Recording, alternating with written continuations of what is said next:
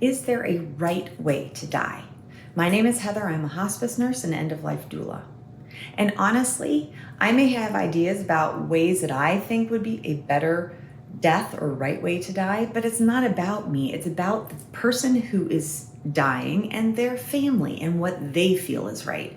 So I'm going to give two very different examples that I think are both perfectly fine, but I want to start this discussion and make it open about death and dying. So the first example is my mom, who died at home. She had been on hospice for 1.5 years. In the last couple weeks before she died, we took her out on walks in her wheelchair with her dog. We ended up having a beautiful Thanksgiving meal as her last meal. We ended up laughing, watching comedies while she was unresponsive next to her because that's what she loved. And we were holding her hand at home when she took her last breath.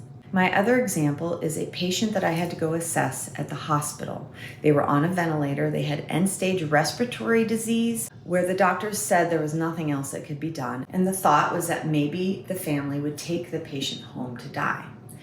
In speaking with the family, if they did not continue to try or they took her off of life support, that they would regret that for the rest of their lives. So who am I to question that? That was right for them. So that patient did not come onto hospice.